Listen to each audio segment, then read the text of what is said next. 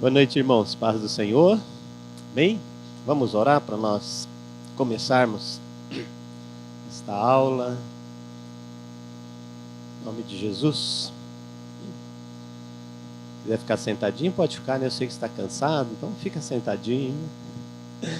Pai, em nome de Jesus, queremos te louvar e agradecer por essa oportunidade que o Senhor nos concede de estarmos aqui, Senhor, na tua casa, onde vamos passar um tempo juntos, estudando um pouco mais da tua palavra. Que o teu Espírito venha nos orientar, venha trazer a revelação, o entendimento para tudo aquilo que vamos fazer nesta noite, Senhor. Assim pedimos a tua bênção e agradecemos o Senhor no nome de Jesus. Amém. Amém? Amém. Hoje nós vamos dar sequência, então, a esse estudo que nós estamos fazendo sobre batalha espiritual. A aula passada nós falamos um pouquinho sobre a origem, né, do reino espiritual, de onde veio, o que a Bíblia diz e o que a Bíblia fala a respeito dessa origem. E hoje nós vamos entrar num tópico novo que é conhecendo as estratégias do inimigo. Conhecendo como ele atua em algumas coisas que ele faz, para que a gente possa entender um pouquinho dentro desse contexto da luta que nós estamos vivendo, né? Nós aprendemos semana passada que a nossa luta não é contra carne e sangue e tal, mas todos nós estamos numa luta, independente da gente gostar ou não gostar, querer ou não querer, nós estamos numa luta, e essa luta ela é espiritual e nós precisamos entender e compreender, conhecer um pouquinho mais dessa luta e desse inimigo que luta contra nós, né? E hoje nós vamos falar um pouquinho sobre estratégias que o inimigo usa, né? Então quero convidar você a abrir aí a Bíblia, por favor, no livro de 1 Pedro, capítulo 5, o versículo número 8.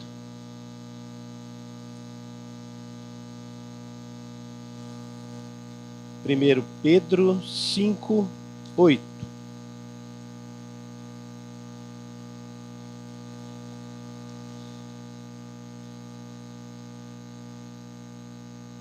Achou aí?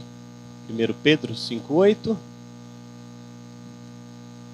Quem sabe na próxima aula a gente começa a cantar a musiquinha novamente, né? Gênesis, Êxodo, Levítico, Números, né? 1 Pedro 5,8 diz assim, ó: sede sóbrios e vigilantes. O diabo, vosso adversário, anda em derredor, como leão que ruge, procurando alguém para devorar. Então a palavra começa dizendo que nós temos um adversário aí, um inimigo, né? Que ele está ao nosso derredor buscando, procurando alguém para devorar. E aqui nós precisamos começar a entender, né? A Bíblia diz assim: o diabo, o vosso adversário. Então nós precisamos começar a entender que existe o diabo, né? Nós aprendemos na aula passada que o diabo ele é acusador, que ele investe contra as nossas vidas. E quando você vê essa palavra diabo na Bíblia, às vezes você vai ver alguma passagem que vai estar com outro nome, mas é o mesmo diabo, né? Ah, mas tem um monte de diabo, né? Porque às vezes é o diabo, ali já não é o diabo, é o Satanás. Mas na realidade é o mesmo. Na realidade é o título que ele leva. E as coisas que ele pratica, vai colocando o nome dele. Mais ou menos para a gente entender assim: nós temos hoje o presidente do Brasil. É uma pessoa. Vai ter as eleições, vai mudar o presidente. Mudou o presidente, mas continua o título presidente do Brasil. Assim também o inimigo, né? O inimigo, ele tem vários nomes. Eu até coloquei na sua apostilinha aí vários nomes. Aí se você pegar, tem o diabo, o Satanás, que nós estudamos a semana passada. A primeira vez que aparece a palavra Satanás está aí, né, nessa referência aí. Conserta essa referência aí. Tá aí 1 Crônicas 21:11. Não é 21:11, é 21:1, tá? Tem a digitação aí, saiu o 0, 1 aí, mas é o 0, é 21:1, tá? Chama ele de Satanás, é a primeira vez que ele aparece. Depois tem a serpente, né? 2 Coríntios 11:3 vai falar que assim como a serpente enganou Eva, né? Então vai falar da serpente. O tentador, lembra quando ele foi tentar Jesus, né? Mateus capítulo 4, versículo 1, diz que ele foi tentar Jesus, então ele é tentador. Chama ele de maligno, né? Maligno. Aí é Mateus, tem um errinho nessa referência aí também. É Mateus 5:37, tá? Mateus 5:37, que chama o diabo, o inimigo, também de maligno, de acusador. Apocalipse 12:10, nós falamos bastante sobre Apocalipse 12:10 semana passada, que ele é acusador, né? O acusador diante de Deus. Ele também é chamado de Beuzebu, né? Lá quando Jesus lá expulsa os demônios e os religiosos falam, você expulsa pelos principal dos demônios, por Beuzebu, principal dos demônios, né? Mateus 12:24. Príncipe deste mundo, né? João 12:31, Jesus fala, o príncipe deste mundo já está julgado. E também chama ele de dragão, né? Apocalipse 12:9, a antiga serpente, o dragão. Então todos esses nomes que você vai encontrar na Bíblia está se referindo ao inimigo, tá? Ao inimigo, ao diabo, Satanás, vários nomes, mas na realidade a ação, o que ele faz, as coisas que ele pratica, que denomina quem são, tá bom? Então, só para você entender um pouquinho, são os demônios. E a Bíblia também vai falar que ele é o diabo e que ele é o adversário. O versículo diz que sede sóbrios e vigiai, porque o vosso adversário. Então, queridos, eu sei que a notícia não é boa, mas você tem um adversário. Um adversário. E o que é um adversário? Adversário é aquele que está contra você. E ele vai fazer de tudo para atrapalhar a sua vida. Vai fazer de tudo para vencer você. Ele trabalha do lado oposto seu. Você trabalha desse lado, ele trabalha do lado oposto. Isso é adversário, tá? Uma palavra mais comum para a gente entender, ele é um concorrente seu. Ele não quer você bem. Ele quer te destruir. Por isso a Bíblia chama ele de adversário. E aí eu coloquei na apostilinha, né? Não é um inimigo distante, mas alguém que age como oponente. Ele é opositor. Vamos dizer assim, ele é do contra, né? Eu aqueles tem uns camaradas que tudo que você fala é do contra, né? O diabo é do contra, né? O adversário, ele é do contra, que procura impedir a fé e a comunhão com Deus. Ou seja, ele vai impedir você de viver a sua vida, os planos, os projetos que Deus tem com você. E ele vai estar sempre lutando contra você. E o versículo que nós lemos diz que ele anda ao derredor, rugindo como leão. Ele não é o leão, mas ele faz barulho de leão para intimidar as pessoas, né? Para intimidar as pessoas, para que as pessoas fiquem com medo dele. É uma estratégia dele, né? Uma estratégia do adversário. Então, o objetivo da nossa aula é identificar as estratégias do inimigo e aprender a permanecer vigilante. Ok? Agora nós vamos entrar então no tópico 1 aí da apostilinha, né? O tópico 1 diz assim: o inimigo trabalha através do engano. O que é o engano? O engano é acreditar em algo que não é a verdade. E o inimigo faz muito isso. Tem muita gente aí que acredita piamente em umas coisas E essas coisas não são verdades. Até mesmo se você entrar dentro do contexto mais religioso, né, segmentos que existem, tem muita gente enganada.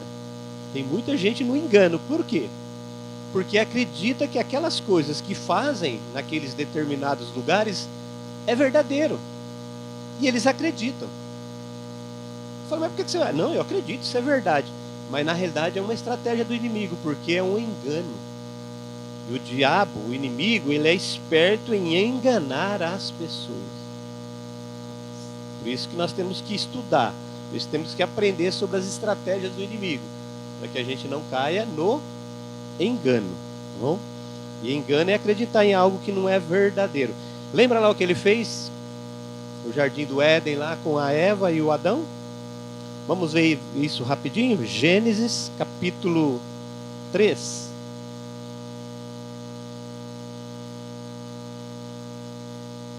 Gênesis 3.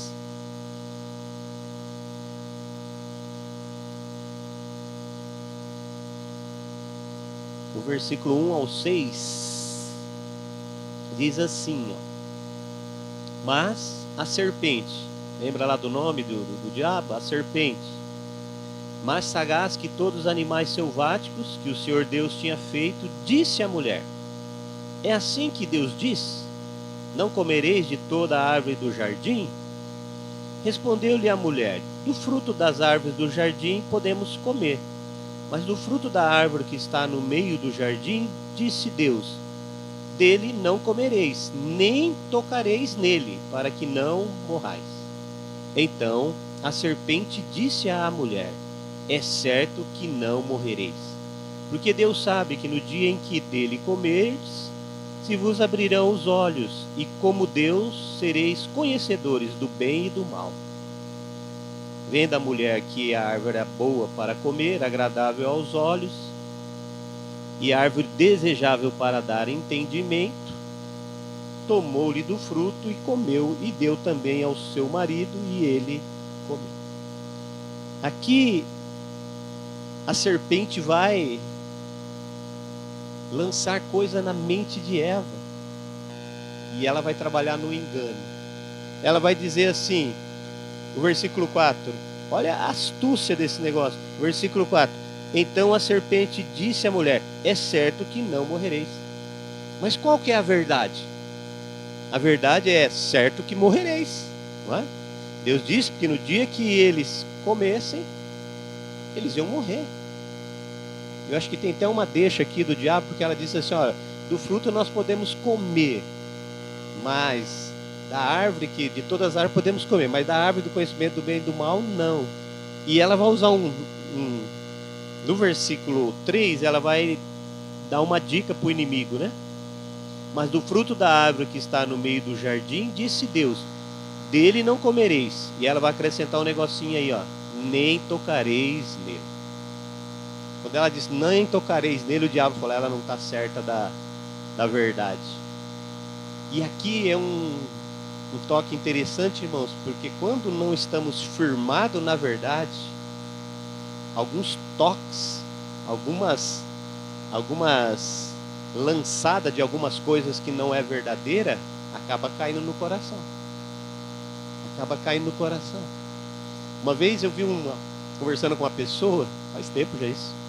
Eu sou criacionista. Eu creio que Deus é criador e criou Adão e Adão e Eva são os primeiros seres humanos a habitar a terra. Ah, mas tem vida lá? Lá não me interessa se tem vida ou não tem vida. Eu creio no que a Bíblia diz. A Bíblia diz que nós somos assim. No princípio criou Deus os céus e a terra, e aí vai discorrer. E essa pessoa fez um estudo muito grande sobre uma criação paralela ao Jardim do Éden. Que o Jardim do Éden, onde Deus criou Adão e Eva, mas ao mesmo tempo tinha uma criação que não tinha acesso ao Jardim do Éden.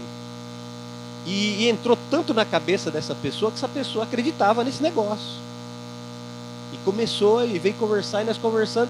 Eu falei: olha, se você quer acreditar nessas besteiras aí, fica à vontade. Mas a Bíblia não diz isso. Eu fico com o que a Bíblia está escrito, né? Então, esse nem tocareis já é uma setinha que está jogando ali. E o diabo percebeu que ela não estava muito certa da verdade, da informação que ele tinha passado para ela.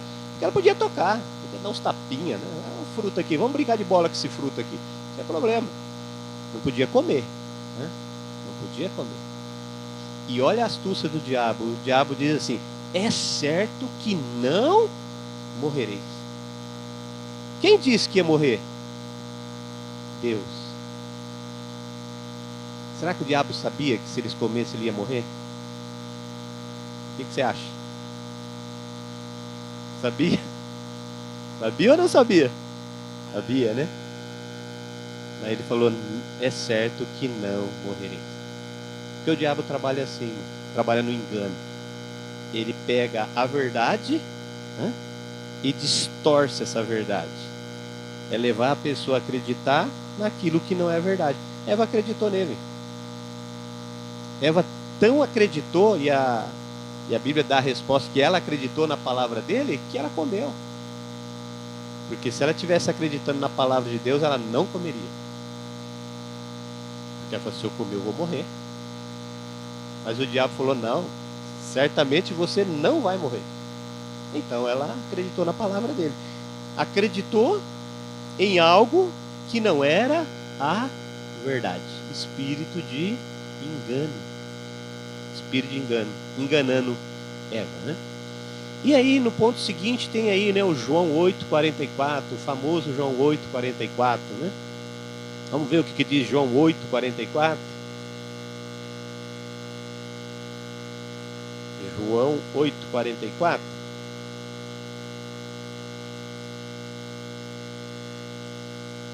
E aqui está uma discussão de Jesus, né, com alguns religiosos daquela época, e uma questão de filho, se é filho de Abraão, não sou filho de Abraão e tal. E quando chega no 44, Jesus vai dizer isso aqui, ó. Vai dizer para esses religiosos: vós sois do diabo, que é o vosso pai, e quereis satisfazer-lhe os desejos. Olha a informação que Jesus vai dar do diabo. Ele foi homicida desde o princípio e jamais se firmou na verdade, porque nele não há verdade. Quando ele profere mentiras, fala do que lhe é próprio, porque é mentiroso e pai da mentira. Então quem que é o diabo? O Jesus dá uma descrição dele aqui assim, claramente, né? Lembra lá do que nós falamos na aula passada, né? Que ele foi homicida desde o princípio, que ele inspirou lá o Caim, que o Caim tinha a referência, era o inimigo. O inimigo é homicida. O que ele fez com o Caim? Mata seu irmão. Mata seu irmão, resolve essa parada. Referência errada. E o diabo, ele diz que ele é o pai da mentira. Então, cuidado com a mentira. E tem gente que fala assim: não, uma mentirinha só não faz mal. Fala que eu não estou daqui, não está lá. Hoje mudou esse negócio, né? Hoje a internet descobre as pessoas, né? Descobre que aonde está não tem jeito, né? Mas mentira é perigoso, porque mentira é um espírito de engano que está trabalhando ali. E ele vai contagiando devagarzinho. Aí o mentiroso é assim: ele conta uma mentira, depois ele tem que contar outra para encobrir aquela que ele contou. Aí depois ele tem que contar uma outra mentira para acertar aquela que ele tentou encobrir a primeira. E aí começa, aí desanda tudo. Aí quando chega lá na frente ele já nem sabe se ele está mentindo, se ele está falando a verdade, né? O mentiroso é assim, né? O mentiroso, ele acredita tanto na mentira que ele conta a mentira como se fosse verdade. Mas é mentira, mentira é mentira e não tem jeito. Então tem que tomar muito cuidado com a mentira. E a Bíblia diz que quem é o pai da mentira é o diabo, né? Ele é o pai da mentira e ele tenta distorcer a verdade de Deus. Então cuidado com o espírito do engano, né? O outro inimigo é o inimigo que acusa. O inimigo, ele gosta de acusar, sabe? Ele gosta de apontar dedo, né? Apocalipse 12, 10. Vamos ver lá, Apocalipse 12, 10.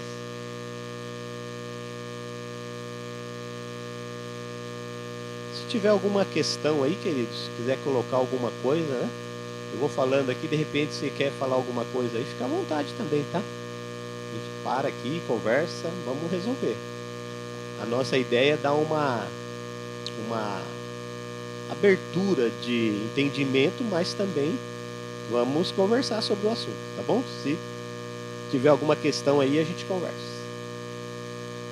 Apocalipse 12, 10 vai dizer assim: então ouviu grande voz do céu proclamando: agora veio a salvação, o poder, o reino do nosso Deus e a autoridade do seu Cristo, pois foi expulso o acusador de nossos irmãos, o mesmo que os acusava de dia e de noite diante do nosso Deus.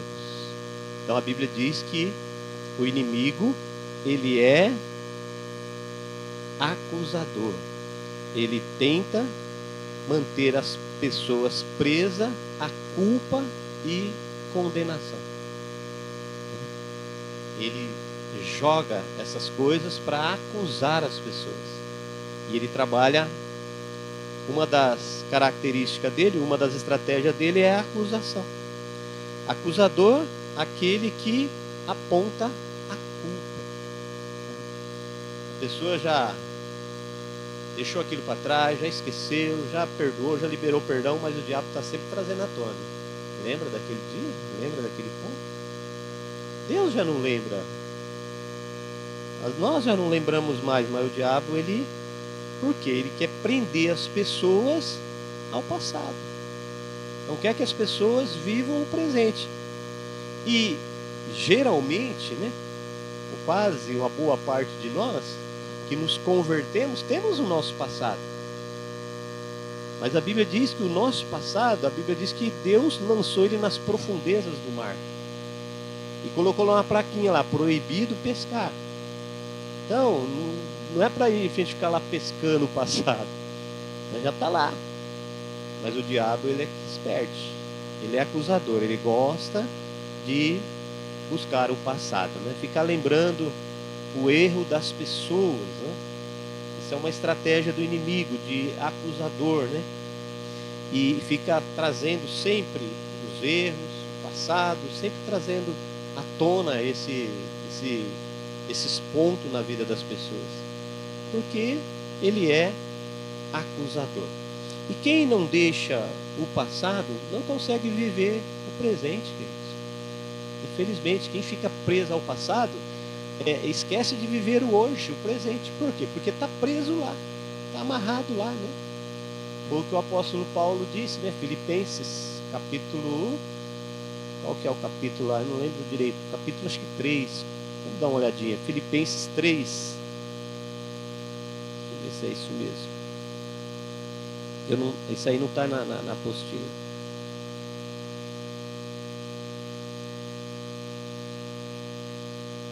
Gálatas, Efésios, Filipenses. Filipenses 3, né? No versículo 13, ele diz assim: irmãos, quanto a mim, não julgo havê-lo alcançado. Olha o conselho dele. Mas uma coisa faço, esquecendo-me das coisas que para trás ficam e avançando para as que diante de mim estão. 14. Prossigo para o alvo, para o prêmio da soberana vocação de Deus em Cristo Jesus. Está dizendo assim: olha, eu não sou perfeito, não alcancei a perfeição, né? Tem uns camaradas por aí que já é perfeito, né? Já é semideus, vice-Jesus, né? Já sabe tudo, não precisa de mais nada, né? O próprio apóstolo Paulo fala: não que eu tenha alcançado, não alcancei ainda, tem minhas dificuldades, tem meus problemas, tem minhas lutas, mas uma coisa eu faço, esquecendo as coisas que para trás ficam e avançando. Tem dois movimentos aqui, queridos: o de esquecer o que para trás fica e o movimento de avançar. E essas duas coisas a gente precisa fazer: deixar o passado e avançar. E ele diz: vou prosseguido para o prêmio da soberana vocação em Cristo Jesus. Então, a gente precisa se libertar desse negócio de acusação, essas coisas do passado, ficar trazendo isso sempre à tona. Isso é coisa do inimigo, que gosta de mexer com o passado das pessoas. O outro ponto aí, está no ponto 3 aí da sua apostilinha: o inimigo é tentador. E tentador é um negócio difícil, porque quem aqui nunca foi tentado? Se você levantar a mão que você nunca foi tentado, nós vamos ter que conversar, porque eu quero ser igual você. Eu quero ser igual você, porque todos nós passamos por muitas tentações. Agora, uma coisa interessante: tentação não é pecado. Tem gente falando: nossa, eu estou tentado aqui, vou pedir perdão para Deus porque eu estou sendo tentado. Não, tentação não é pecado. Tanto é que Jesus foi tentado. Mateus capítulo 4, versículo 1, né? E Jesus, cheio do Espírito Santo, né, foi levado ao deserto para ser tentado pelo diabo. Então a tentação não é pecado. O pecado é quando a gente cede à tentação e deixa aquela tentação entrar no nosso coração. Aí a coisa começa a ficar complicada. Porque Jesus disse, né? Vigiai e orai para que não entreis em tentação. Um conselho para você, ó: não lute para vencer a tentação, lute para não entrar na tentação. Então, para os homens, se você não quer carro, ou a sua mulher falou: não, nós combinamos agora, esse resto de ano nós não vamos mexer com isso, só o ano que vem. Então o que você tem que fazer? Não vai ver carro, não vai experimentar carro, não vai dar uma voltinha, porque você vai ser tentado a comprar esse carro, né? Então, nem entre na tentação, porque se entrar, aí é difícil para sair, né? A geladeira nova que está pesquisando lá, televisão, cuidado com a tentação, né? E tentação não é pecado, ela é só quando a gente cede à tentação, aí ela passa a ser pecado. E ela é uma oferta para você escolher o que é contrário à vontade de Deus. Porque Deus não trabalha com tentação. Deus trabalha com provação. Deus prova, mas Deus não tenta, né? Deus não trabalha com tentação. Quem trabalha com tentação é o inimigo. Quem gosta de tentar as pessoas é o inimigo, não Deus. Deus prova o coração das pessoas, né? Deus prova para ver se a pessoa realmente está de acordo com aquilo que ele tem, né? Mas ele não prova, ele não tenta, né? E aí eu coloquei na apostilinha aí 3 áreas fortes da tentação, que são as 3 áreas que Jesus passou, lá de Mateus capítulo 4, o versículo 1 a 11. Vamos ler isso? Mateus, com a tentação que Jesus passou ali logo após ser batizado, né?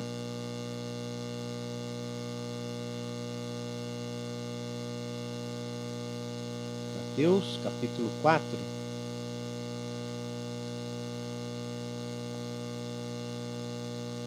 A Bíblia diz que logo após Jesus ser batizado, né?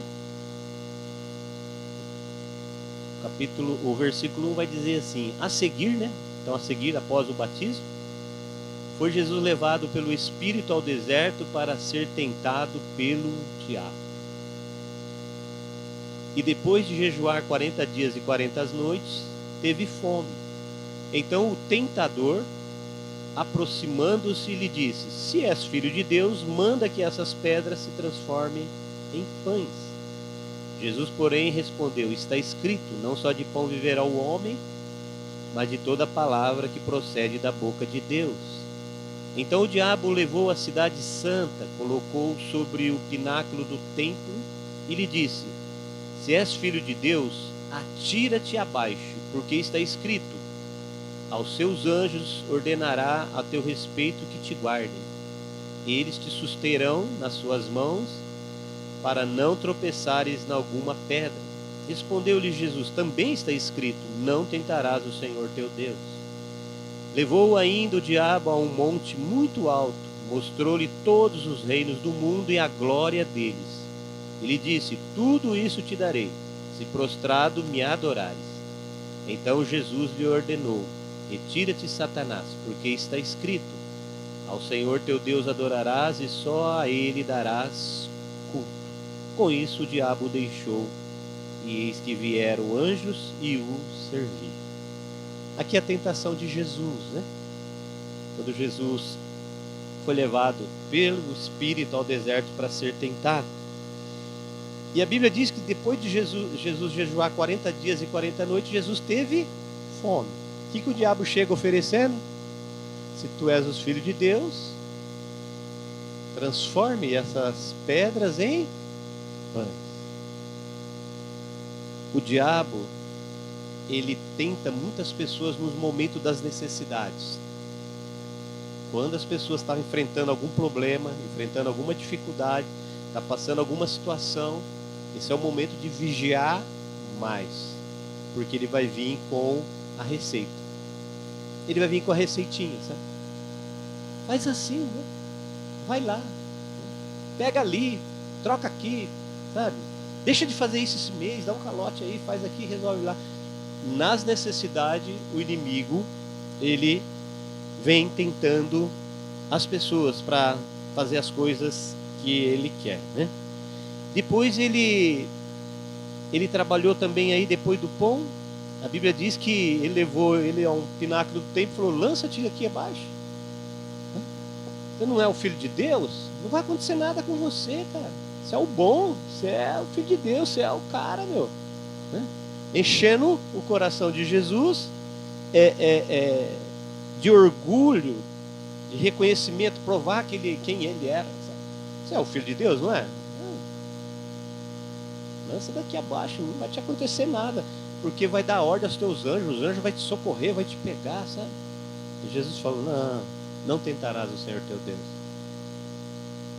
E aqui é um perigo tremendo, irmãos, porque às vezes a pessoa começa a conquistar algumas coisas, começa a ser alguma coisa aí, até na questão profissional, e começa a encher o peito, estufar o peito, encher de orgulho, buscar reconhecimento, sabe? Tem que tomar cuidado com isso, porque pode ser uma seta do inimigo ali, tentando a pessoa para que esse espírito entre, né?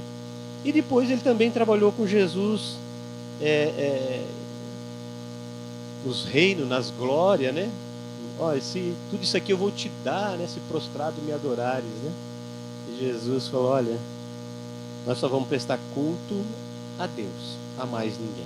Então, era uma estratégia maligna, uma tentação para que Jesus cedesse, para que Jesus recebesse a glória dos reinos. Jesus não estava preocupado com a glória terrena, Jesus estava preocupado com a glória eterna, né? A glória eterna. Então, aqui nós vemos o inimigo trabalhando com tentação, tentando, né? E é uma das áreas muito, muito atuante do inimigo é a tentação. A gente sempre tomar muito cuidado com esse ponto, porque o inimigo está sempre tentando. Tiago 1, versículo 13, vai mostrar para mim e para você, ó, que Deus não tenta ninguém. Olha o que diz lá em Tiago.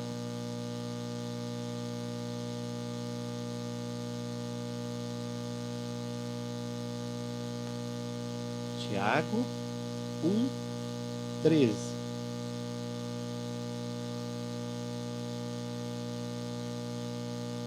Estou indo muito rápido aí? Meu relógio está aqui, ó. Meu relógio está de olho em mim hoje, né? Porque que semana passada não atrasou um pouquinho, né? Hoje nós vamos terminar no horário, em nome de Jesus, né?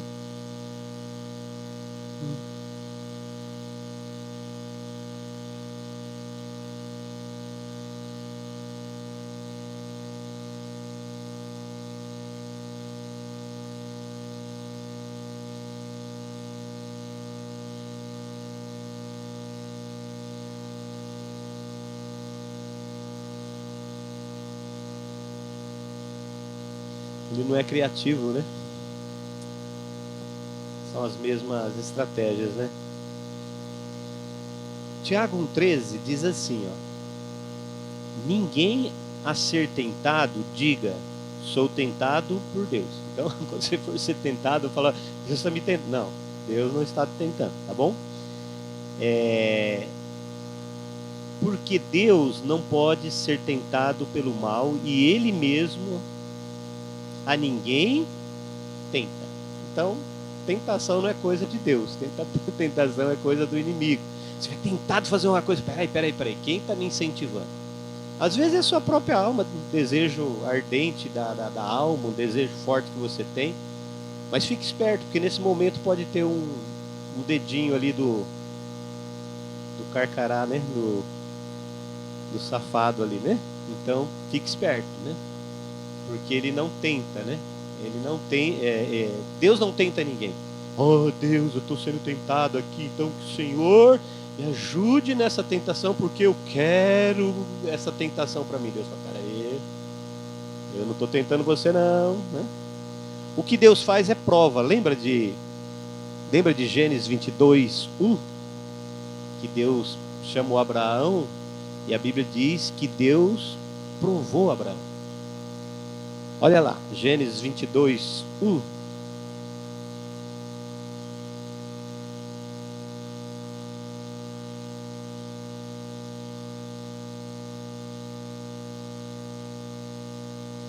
Gênesis 22, versículo 1.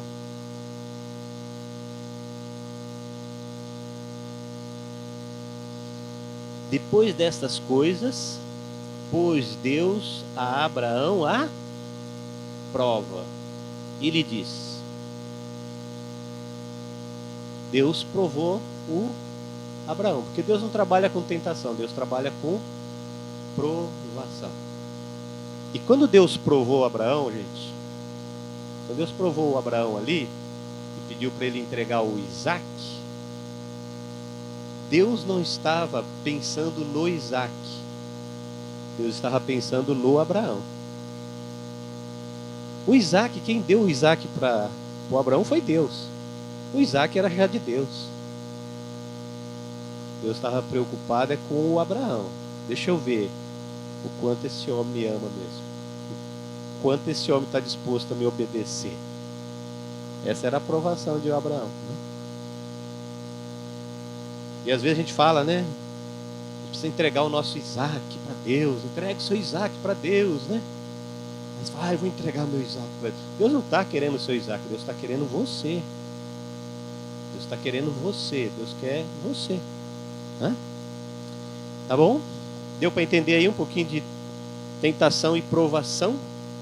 E a prova revela as coisas. A tentação esconde as coisas. Quando quer fazer uma coisa escondidinha, ninguém pode saber, né? O coração já bate, né? Já viu esse negócio? Vai fazer uma coisa errada para você ver. Quando você fala assim, não vou fazer, ninguém pode saber desse negócio. E você fica me tentar de fazer, o coração já dispara. Por que o coração dispara?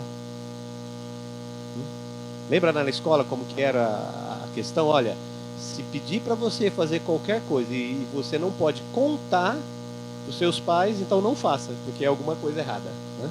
Alguma coisa que é errada.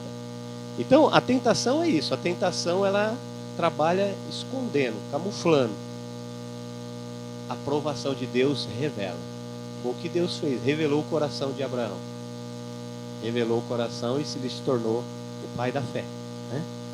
Então a prova revela e a tentação esconde, né? O quarto ponto aí da apostilinha é objetivo das estratégias do inimigo. Outras estratégias inclui desânimo, né? Às vezes, muitas vezes desânimo. Por isso que Jesus disse, né? João 16:33. Ele fala: nesse mundo tereis aflições, mas tende bom ânimo, eu venci o mundo. Então Jesus está falando, ó, cuidado com o desânimo, falta de ânimo, né? E às vezes a falta de ânimo pode ser uma investida do inimigo. Aí se você fizer um exercício, você pergunta assim, olha, eu não estou doente, estou tudo bem, está tudo tranquilo comigo, por que eu estou tão desanimado? Aí você pensa. Se você mudar alguns hábitos e esse desânimo sair, pode ter uma influência maligna aí. Se você anda muito desanimado, aí você coloca um louvor, começa a louvar, começa a se alegrar. Ah, você quer saber de uma coisa? Fica assistindo essa televisão e eu vou orar um pouco. Vou lá pro quarto, fecha a porta, ora um pouco. Mudou seu aspecto, mudou seu estilo de vida? Então tinha alguém querendo desanimar você. Alguém querendo atrapalhar você. Aí você fala, mas peraí, mas o diabo consegue me atrapalhar? Consegue, irmãos. Existe duas coisas. Existe possessão, o diabo não pode te possuir. Mas existe opressão. Opressão ele pode lançar. A Bíblia diz que ele lança os dardos inflamados. Então a pessoa fica oprimida. E se não tomar cuidado, ele vai jantando, cada vez ele vai lançando mais peso, cada vez mais peso. E cada vez a pessoa ficando mais pesada, mais carregada. Chega uma hora que não aguenta. É igual um carro, né? O carro foi planejado para carregar 5 pessoas. Aí você coloca 10 pessoas nele. Ele vai andar um tempo, ele vai conseguir girar um tempo. Aí tu diz, fala, aguentou 10, eu vou colocar 15, né? Igual lá na África, ou lá na Lagoa da Canoa, né?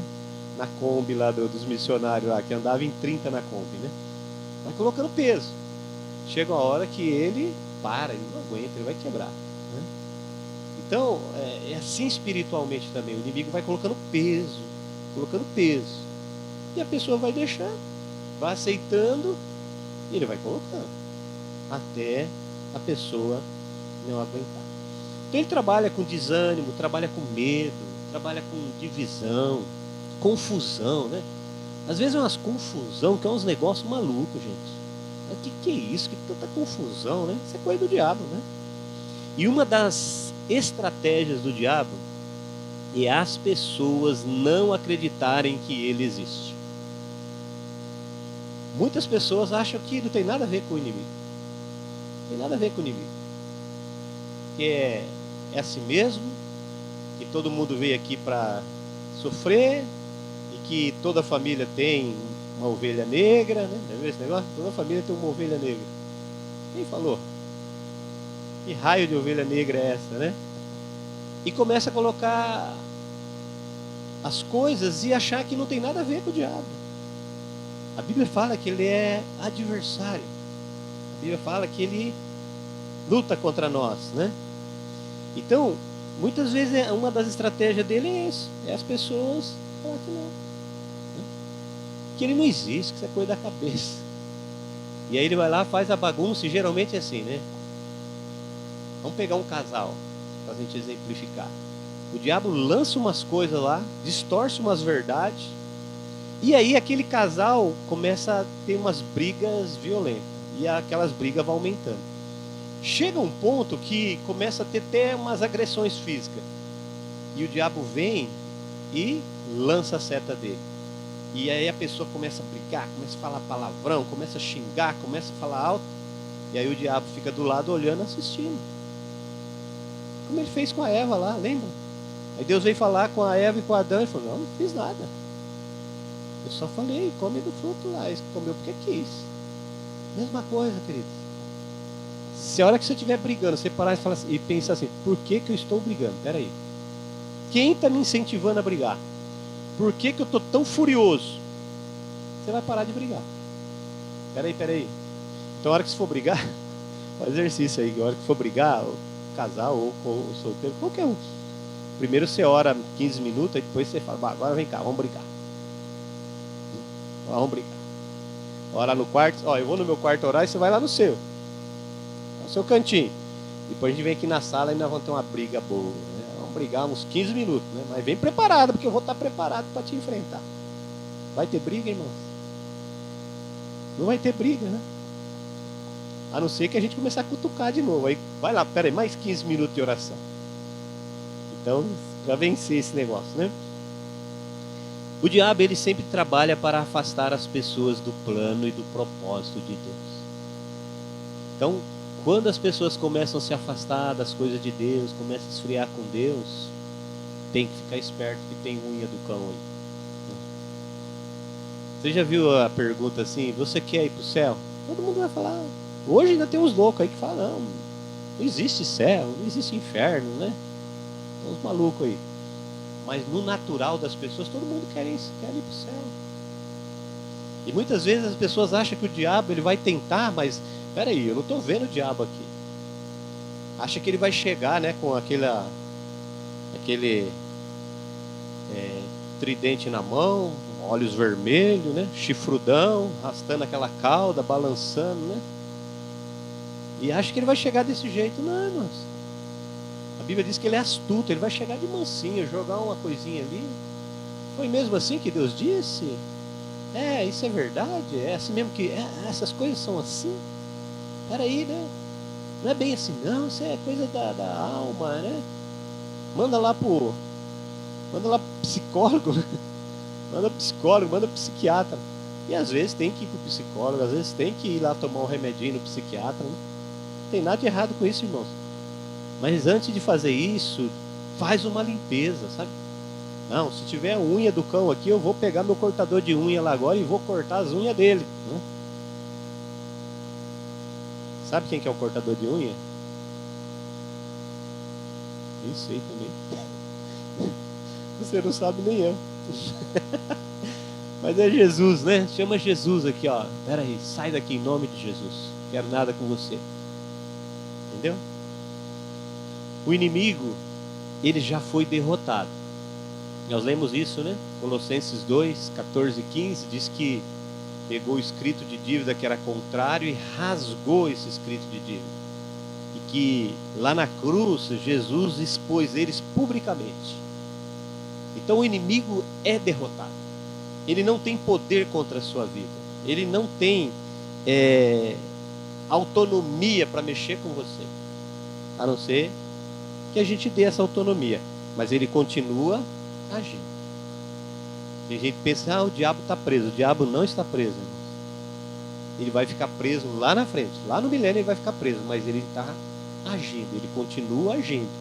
E ele continua acusando. Ele continua tentando as pessoas.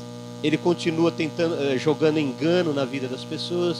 Ele continua agindo aí na surdina, né? Que nem dizia um irmão aí, né? Que está precisando voltar para os caminhos do Senhor, né? Falava que o diabo chegava com sapatinho de veludo, né? Sapatinho de veludo, nem barulhinho faz, mas vai chegando e vai entrando. Quando a pessoa pensa, ele já está dominando tudo, né? Como fazer para vencer essas tentações? Aí no finalzinho da sua Bíblia, aí da sua apostila, né? Como vencer? Tiago 4,7. Vamos ler Tiago 4,7. E aí a gente encerra aqui para a gente orar.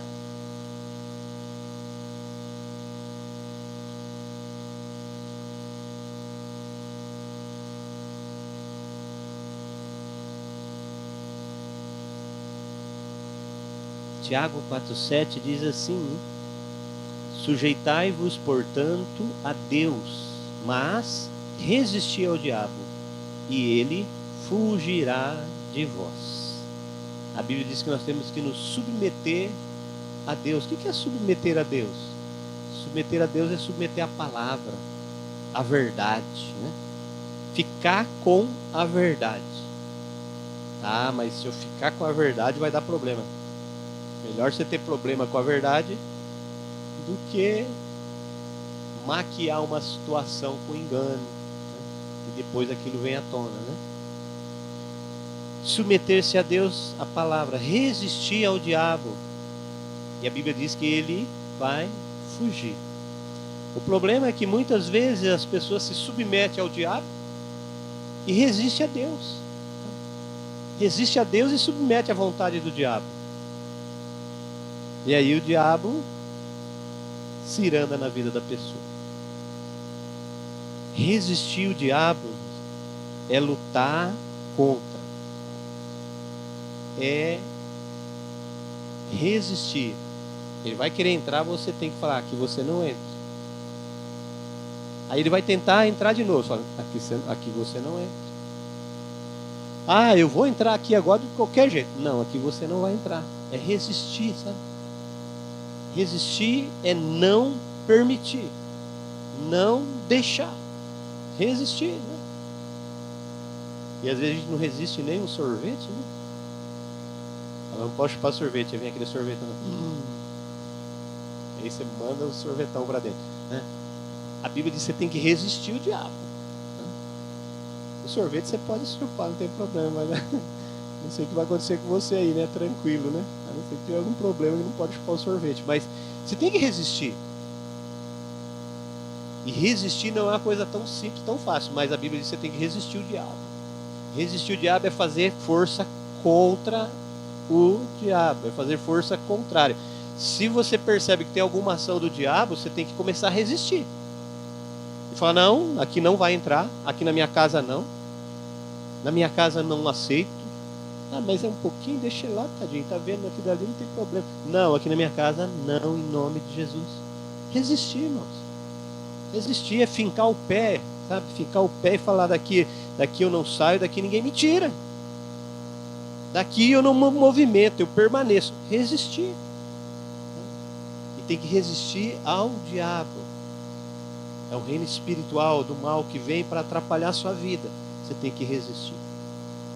Então, se você percebeu alguma estratégia do inimigo em alguma área da sua vida, ou alguém que você percebe que está sendo movimentado por essas estratégias, começa a orar, começa a resistir. Olha, aqui pode ser, mas enquanto eu estiver aqui, aqui não vai ter. Enquanto eu estiver aqui, aqui não vai chegar. Né? Muitas vezes a gente não usa o poder que Deus nos deu. Eu lembro de uma pessoa que ela era da igreja do Senhor Jesus, muitos anos. Depois aconteceu um problema, tentação, acusação, engano e tantas coisas, ela acabou se desviando do caminho do Senhor. Fazia um tempo já que ela não ia mais na igreja. E um dia ela teve uma bela de uma estratégia. E ela falou assim, sabe uma coisa? Eu vou num lugar aí que faz uns trabalhos espirituais lá. E ela foi. E quando chegou lá, ficou lá um tempo e o negócio enroscou tudo lá. Não tinha mais o trabalho não funcionava, as coisas não davam certo. Aí o responsável por tudo aquilo ali falou assim, ó, tem alguém aqui que está com algum problema que não está deixando o trabalho acontecer. E aí vai daqui, vai de lá, a única diferente que tinha lá, que nunca tinha ido, que a cara era diferente, era ela. Falou, olha, você está atrapalhando aqui. E aí ela pensou assim, se eu desviado, eu estou atrapalhando aqui, imagina se eu estiver em comunhão com Deus, se eu estiver em comunhão com Jesus. E ela pegou e falou, quer saber de uma coisa, eu vou voltar para os caminhos do Senhor. Abandonou lá e voltou para os caminhos do Senhor. Às vezes a gente não entende e não sabe, mas onde você chega, chega o poder de Deus, chega a presença de Deus, chega o Espírito de Deus. O que a gente precisa ter é olhos abertos, sede sóbrio e vigilante. Chegou no ambiente, passa o raio-x espiritual lá, né? É igual o super-homem, né? Você não é super-homem, né? Você é um homem de Deus. É um homem com o Espírito de Deus. O poder de Deus está na sua vida. Então, usa isso, irmãos. E não deixa o inimigo bagunçar as coisas. Pode bagunçar onde ele quiser, mas onde eu estiver não vai ter bagunça. Onde você estiver não vai ter bagunça. Aqui não, em nome de Jesus. Amém? Vamos orar para nós fechar as aulas aqui? Já deu o nosso tempo aqui. Essa apostilinha é sua, você pode levar para sua casa, depois vai juntando aí. Cada dia nós vamos trazendo uma, né? Na próxima aula nós vamos falar um pouquinho sobre quem é você em Cristo. Porque agora você já viu a origem do reino espiritual, você já viu um pouco das estratégias do inimigo, agora nós vamos falar um pouquinho sobre quem é você em Cristo. Para você entender quem é você realmente em Cristo, em nome de Jesus. Pai, em nome de Jesus, queremos te agradecer por esse tempo que nós passamos aqui, estudando um pouquinho da tua palavra, Senhor.